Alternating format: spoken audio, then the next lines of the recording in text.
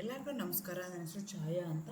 ಒಂದು ಕಾಲೇಜಲ್ಲಿ chemistry ಪ್ರೊಫೆಸರಾಗಿ work ಮಾಡ್ತಾ ಇದ್ದೀನಿ. ನನ್ನ ಇಂಟೆನ್ಷನ್ ಏನು ಈ ಚಾನೆಲ್ನ ಸ್ಟಾರ್ಟ್ ಮಾಡೋದಕ್ಕೆ ಅಂದರೆ ಸಾಧ್ಯ ಆದಷ್ಟು ಕೆಮಿಸ್ಟ್ರಿ ರಿಲೇಟೆಡ್ ಟಾಪಿಕ್ನ ಸಿಂಪಲಾಗಿ ಕನ್ನಡದಲ್ಲಿ ಹೇಳುವಂಥ ಪ್ರಯತ್ನ ಮಾಡ್ತಿದ್ದೀನಿ. ಕೆಮಿಸ್ಟ್ರಿ ಇಷ್ಟ ಇಲ್ಲದಿರೋರ್ಗೂ ಕೆಮಿಸ್ಟ್ರಿ ಕಡೆಗೆ ಸೆಳೆಯುವಂಥ ಪ್ರಯತ್ನ ನಾನು ನನ್ನ ಚಾನಲಲ್ಲಿ ಮಾಡ್ತಾ ಇದ್ದೀನಿ. ಪರ್ಟಿಕ್ಯುಲರ್ಲಿ ಕನ್ನಡ ಮೀಡಿಯಂ ಹುಡುಗರಿಗೆ, ರೂರಲ್ ಹುಡುಗರಿಗೆ ಹೆಲ್ಪ್ ಆಗಲಿ ಅಂತ ಕೆಮಿಸ್ಟ್ರಿನ ಕನ್ನಡದಲ್ಲಿ ಹೇಳುವಂಥ ಪ್ರಯತ್ನ ನಾನು ನನ್ನ ಚಾನಲ್ ಮುಖಾಂತರ ಮಾಡ್ತಾಯಿದ್ದೀನಿ.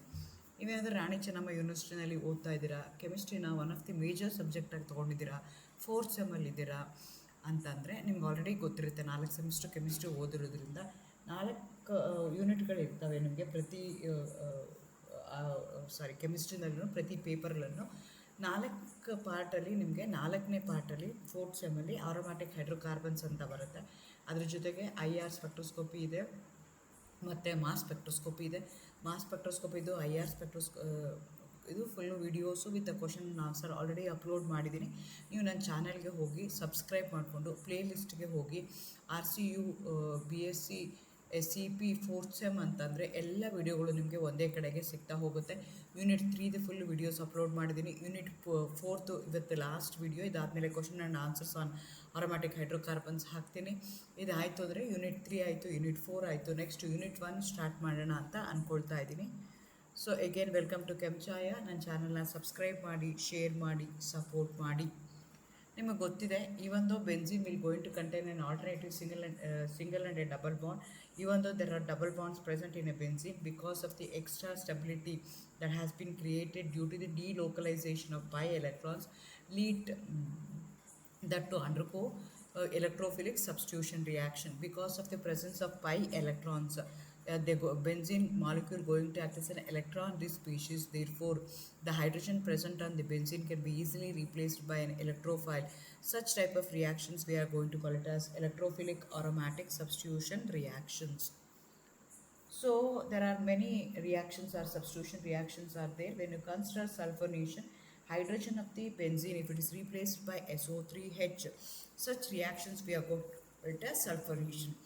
This happens when benzene is heated with the sulfuric acid, fuming sulfuric acid, or with a concentrated sulfuric acid to yield benzene sulfonic acid. So ನಿಮಗೆ ಗೊತ್ತಿರಬೇಕು, ನಾವು ಫ್ಯೂಮಿಂಗ್ ಸಲ್ಫ್ಯೂರಿಕ್ ಆ್ಯಸಿಡ್ ಅಂತ ಯೂಸ್ ಮಾಡ್ತೀವಿ, ಕಾನ್ಸಂಟ್ರೇಟೆಡ್ ಸಲ್ಫ್ಯೂರಿಕ್ ಆ್ಯಸಿಡ್ ಅಂತ use ಮಾಡ್ತೀವಿ, ಓಲಿಯಂ ಅಂತ ವರ್ಡ್ನ use ಮಾಡ್ತಾರೆ. ಅದಕ್ಕೆಲ್ಲದಕ್ಕೂ ಏನು ಡಿಫ್ರೆನ್ಸ್ ಇದೆ ಅಂತ ನಿಮ್ಗೆ ಗೊತ್ತಿರಬೇಕು. ಓಲಿಯಂ ಅಂದರೆ ಏನು, ಕಾನ್ಸಂಟ್ರೇಟೆಡ್ ಸಲ್ಫ್ಯೂರಿಕ್ ಆ್ಯಸಿಡ್ ಅಂದರೆ ಏನು, ಫ್ಯೂಮಿಂಗ್ ಸಲ್ಫ್ಯೂರಿಕ್ ಆ್ಯಸಿಡ್ ಅಂದರೆ ಏನು. ಸೊ ನಿಮಗೆ ಗೊತ್ತಿದ್ದರೆ ಸರಿ, ಗೊತ್ತಿಲ್ಲ ಅಂದರೆ ಕಾಮೆಂಟ್ ಮಾಡಿ ಡಿಫ್ರೆನ್ಸ್ ಏನು ಅಂತ. ಅದನ್ನು ನಾನು ನಿಮಗೆ ನೆಕ್ಸ್ಟ್ ಇನ್ನೊಂದು ವಿಡಿಯೋದಲ್ಲಿ ಅದನ್ನು ಎಕ್ಸ್ಪ್ಲೈನ್ ಮಾಡ್ತೀನಿ. ಇಲ್ಲಿ ನೋಡಿ, ಬೆನ್ಸಿನ್ ಇದೆ. ಬೆನ್ಸಿನ್ ಏನು ಮಾಡ್ತಾ ಇದೆ, ಸಲ್ಫ್ಯೂರಿಕ್ ಆ್ಯಸಿಡ್ ಜೊತೆಗೆ ಟ್ರೀಟ್ ಮಾಡ್ತಾ ಇದ್ದಾರೆ. ಆನ್ ಹೀಟಿಂಗ್ ಅದೇನು ಕೊಡುತ್ತೆ ಅಂದರೆ ಬೆನ್ಸಿನ್ ಸಲ್ಫೋನಿಕ್ ಆ್ಯಸಿಡ್ ಕೊಡುತ್ತೆ.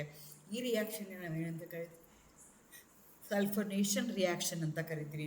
Like any other electrophilic aromatic substitution reaction 3 ಸ್ಟೆಪ್ಪಲ್ಲಿ ಆಗುತ್ತೆ. ಅದೇ ರೀತಿ ಇದು ಏನಾಗುತ್ತೆ, 3 ಸ್ಟೆಪ್ಪಲ್ಲಿ ರಿಯಾಕ್ಷನ್ ಆಗುತ್ತೆ. First formation of an electrophile ಆಗುತ್ತೆ. That electrophile will be attacked by the pi electrons to form the carbocation ಆಗುತ್ತೆ. ಥರ್ಡ್ ಸ್ಟೆಪ್ಪಲ್ಲಿ ಅಬ್ಸ್ಟ್ರಕ್ಷನ್ ಆಫ್ ಪ್ರೋಟಾನ್ ಆಗಿ ಫಾರ್ಮೇಷನ್ ಆಫ್ ದಿ ಪ್ರಾಡಕ್ಟ್ ಆಗುತ್ತೆ. ಎನಿ ಆರೋಮ್ಯಾಟಿಕ್ ಸಬ್ಸ್ಟಿಟ್ಯೂಷನ್ ರಿಯಾಕ್ಷನ್ ನೀವು consider ಮಾಡೋದಾದರೆ ಈ 3 ಸ್ಟೆಪ್ಪಲ್ಲಿ ಆಗುತ್ತೆ. ಅದು ನೈಟ್ರೇಷನ್ ಆಗಿರ್ಬೋದು, ಸಲ್ಫನೇಷನ್ ಆಗಿರ್ಬೋದು, ಹ್ಯಾಲೋಜಿನೇಷನ್ ರಿಯಾಕ್ಷನ್ ಆಗಿರ್ಬೋದು, ಇಲ್ಲ ಅಂತಂದರೆ ಫ್ರೀಡ್ಕ್ರಾಫ್ ಆಲ್ಕಲೇಷನ್ ಅಥವಾ ಫ್ರೀಡ್ಕ್ರಾಫ್ ಅಸೈಲೇಷನ್ ರಿಯಾಕ್ಷನ್. ಎಲ್ಲದಕ್ಕೂ mechanism electrophilic aromatic substitution reaction 3 ಸ್ಟೆಪ್ಪಲ್ಲಿ ಆಗುತ್ತೆ. ಫಸ್ಟ್ ಎಲೆಕ್ಟ್ರೋಫೈಲ್ ಜನ್ರೇಟ್ ಆಗುತ್ತೆ. ಆ ಎಲೆಕ್ಟ್ರೋಫೈಲ್ ಬೆನ್ಸಿನ್ ನ್ಯೂಕ್ಲಿಯಸ್ ಜೊತೆಗೆ ಇಂಟ್ರ್ಯಾಕ್ಟ್ ಮಾಡುತ್ತೆ. That leads the formation of carbocation ಆಗುತ್ತೆ. ಅದಾದಮೇಲೆ ಅಬ್ಸ್ಟ್ರಕ್ಷನ್ ಆಫ್ ಪ್ರೋಟಿಯನ್ ಆಗಿ ನಿಮಗೆ ಪ್ರಾಡಕ್ಟ್ ಫಾರ್ಮೇಷನ್ ಆಗುತ್ತೆ. So as already told you, the first ಸ್ಟೆಪ್ಪಲ್ಲಿ ಏನಾಗುತ್ತೆ, SO3H ವಿಚ್ ಇಸ್ SO3 ಇದೆ. ಅದಕ್ಕೆ ಸಲ್ಫರ್ ಟ್ರೈಆಕ್ಸೈಡ್ ಅಂತ ಕರಿತೀವಿ. Neutral electrophile. ಯೂಶಲಿ ನಿಮಗೆ ಎಲೆಕ್ಟ್ರೋಫೈಲ್ಸ್ ಅಂದರೆ ಎಲೆಕ್ಟ್ರಾನ್ ಡಿಫಿಷಿಯೆಂಟ್ ಇರ್ತವೆ. They going to carry a positive charge. ಕೆಲವೊಂದಕ್ಕೆ they are electron deficient but they do not carry a charge. ಅಂಥದಕ್ಕೆ ನಾವು ನ್ಯೂಟ್ರಲ್ ಎಲೆಕ್ಟ್ರೋಫೈಲ್ಸ್ ಅಂತ ಕರಿತೀವಿ. SO3 is a neutral electrophile. So ಈ reaction ಏನಾಗುತ್ತೆ, 2 ಮಾಲಿಕ್ಯೂಲ್ಸ್ ಆಫ್ ಸಲ್ಫ್ಯೂರಿಕ್ ಆ್ಯಸಿಡ್ ತಮ್ಮಷ್ಟಕ್ಕೆ ತಾವೇ react ಮಾಡಿಕೊಂಡು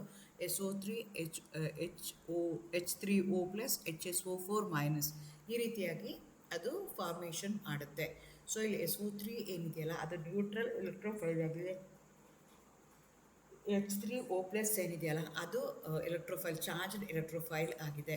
ಈ ರಿಯಾಕ್ಷನ್ನ ನಾವೇನು ಕನ್ಸಿಡರ್ ಮಾಡ್ತೀವಿ, ಸ್ಲೋ ರಿಯಾಕ್ಷನ್ ಅಂತ ಕರಿತೀವಿ, ರೇಟ್ ಡಿಟರ್ಮಿನಿಂಗ್ ಸ್ಟೆಪ್ ಅಂತ ಕರಿತೀವಿ. This is the one which going to decide the rate of the reaction ಇದೆ, ಹಾಗಾಗಿ ನಾವು ಇದನ್ನು ಕನ್ಸಿಡರ್ ಮಾಡ್ತೀವಿ. So SO3 attacks the pi electron cloud of the benzene ring to form an intermediate carbocation that can be stabilized by resonance. Pi electron present on the benzene nucleus is going to act as an electrophile, nucleophile. That nucleophile will come and attack the electrophile SO3 to form a intermediate product like this. ಈ ರೀತಿಯಾಗಿ ನಿಮಗೆ intermediate product ಬರುತ್ತೆ, carbocation ಬರುತ್ತೆ. ಈ ಕಾರ್ಬೋಕೇಟಿಯಾನ್ ಏನು formation ಆಗಿದೆಯಲ್ಲ ಅದು stabilise ಆಗುತ್ತೆ. ಸ್ಟೆಬಿಲೈಸ್ ಆದಮೇಲೆ abstraction of the proton by HSO4- ಅಲ್ಲಿ ಆಗುತ್ತೆ to form H2SO4. Along with that you are going to get a benzene sulphonate ion ಬರುತ್ತೆ. ಅದಕ್ಕೆ HO3+ ಅಯಾನ್, ಇನ್ನೊಂದು ion which will present the same system ಏನು ಮಾಡುತ್ತೆ, that will going to react and it going to give H ಅಲ್ಲಿ ಕೊಡುತ್ತೆ. So benzene sulphonic acid formation ಆಗುತ್ತೆ. Main difference ಸಲ್ಫೋನೇಷನ್ಗೂ ನೈಟ್ರೇಷನ್ಗೂ ಏನು ಅಂತಂದರೆ, ನೈಟ್ರೇಷನಲ್ಲಿ ಏನಾಗುತ್ತೆ, ಅಬ್ಸ್ಟ್ರಕ್ಷನ್ ಆಫ್ ದಿ ಪ್ರೋಟಾನ್ ಆಗಿ ಇಮಿಡಿಯೇಟ್ಲಿ ಪ್ರಾಡಕ್ಟ್ ಬರುತ್ತೆ. ಇಲ್ಲಿ ಅಬ್ಸ್ಟ್ರಕ್ಷನ್ ಆಫ್ ಪ್ರೋಟಾನ್ ಆದಮೇಲೆ ಇನ್ನೊಂದು ಸ್ಟೆಪ್ಪಲ್ಲಿ ಏನಾಗುತ್ತೆ, addition of the proton from H3O+ ಆಗುತ್ತೆ to give a benzene sulphonic acid. That's a difference. Okay, ಇದೇ ಬಂದಿದೆ SO3 ನ್ಯೂಟ್ರಲ್ ಲಿಗ್ಯಾಂಡೇ ಬಂದಿದೆ ಅಂತ ನಾವು ಹೇಗೆ ಪ್ರೂವ್ ಮಾಡ್ಬೋದು ಅಂದರೆ, ಸ್ಪೆಕ್ಟ್ರೋಸ್ಕೋಪಿಕ್ ಸ್ಟಡೀಸ್ ಮಾಡ್ಬೋದು. IR ಸ್ಪೆಕ್ಟ್ರೋಸ್ಕೋಪಿ ಅಥವಾ Raman spectroscopy detect the SO3 in oleum confirming the presence of it present it as an electrophile ಅದಾಗುತ್ತೆ. ಅಥವಾ ಯೂಸ್ ಆಫ್ ಓಲಿಯಮ್ ಏನು ಮಾಡಿದ್ದೀನಿ ನಾನು ಅದನ್ನೇ ಹೇಳಿದೆ. ಓಲಿಯಮ್ ಅಂದರೆ ಬೇರೆ ಇದೆ, ಕಾನ್ಸಂಟ್ರೇಟೆಡ್ ಸಲ್ಫ್ಯೂರಿಕ್ ಆ್ಯಸಿಡ್ ಅಂದರೆ ಬೇರೆ ಇದೆ, ಡೈಲ್ಯೂಟ್ ಸಲ್ಫ್ಯೂರಿಕ್ ಆ್ಯಸಿಡ್ ಅಂತ ಇದೆ, fuming sulphuric acid. These are the different types of sulphuric acid. Based on their dilution ನಾವು ಬೇರೆ ಬೇರೆ ಹೇಳ್ತಾ ಹೋಗ್ತೀವಿ. ಈ ಓಲಿಯಮ್ ಏನಾದರೂ ಇತ್ತು ಅಂತಂದರೆ ಅದ್ರ ಜೊತೆಗೆ ರಿಯಾಕ್ಷನ್ ಮಾಡಿದಾಗ, ಡೈಲ್ಯೂಟ್ ಸಲ್ಫ್ಯೂರಿಕ್ ಆ್ಯಸಿಡ್ ಜೊತೆಗೆ ರಿಯಾಕ್ಟ್ ಮಾಡಿದಾಗ, ಓಲಿಯಮ್ ಯೂಸ್ ಮಾಡಿದಾಗ ಮ್ಯಾಕ್ಸಿಮಮ್ ನಮ್ಗೆ ಏನಾಗುತ್ತೆ, formation rate of the reaction increase ಆಗುತ್ತೆ. That shows that SO3 is the reactive species ಅಂತ ಗೊತ್ತಾಗುತ್ತೆ. ಅಥವಾ ಕೈನೆಟಿಕ್ ಸ್ಟಡೀಸ್ ಮಾಡ್ಬೋದು ನಾನು. ಕೈನೆಟಿಕ್ ಸ್ಟಡಿ ಅಂತ rate law depends on the SO3 concentration, not directly on sulfuric acid, indicating that SO3 is the attacking species ಅಂತ ಗೊತ್ತಾಗುತ್ತೆ. ಇಲ್ಲ ಅಂತಂದರೆ ನಾನು ಐಸೋಟೋಪಿಕ್ ಲೇಬಲಿಂಗ್ ಮಾಡ್ಕೋಬೋದು. ಆಕ್ಸಿಜನ್ ಪ್ರೆಸೆಂಟ್ ಆನ್ SO3ಗೆ ಏನು ಮಾಡ್ತೀನಿ, ನಾನು ಬೇರೆ ಇದರಿಂದ ಮಾಡಿಕೊಂಡು ಅದೇ ಬರುತ್ತಾ ಇಲ್ವಾ ಅಂತ ನಾನು ಏನು ಮಾಡ್ತೀನಿ, ಚೆಕ್ ಮಾಡ್ಕೊಳ್ತೀನಿ. These are the evidences. ಇದನ್ನು ಕೇಳ್ತಾರೆ 5 ಮಾರ್ಕ್ಸ್ಗೆ. Explain the formation of the benzene sulphonic acid from benzene. ಇದೇ ಕ್ವಶನ್ನ ಬೇರೆ ಬೇರೆ ಥರ ಕೇಳ್ಬೋದು. And show that given evidence for the formation of sulphur trioxide ion ಅಂತನವರು ಕೇಳ್ಬೋದು.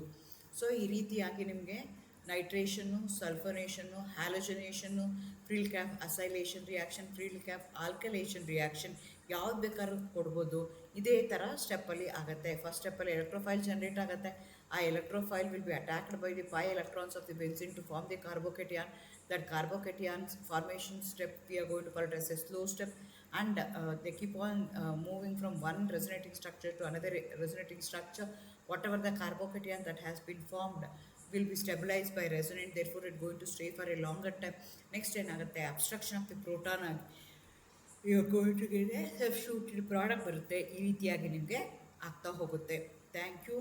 If you have any questions, you can comment below. Like, share and subscribe for more such organic chemistry videos. In the next video, I am going to explain about question and answers on aromatic hydrocarbons. Thank you. All the best. Good luck.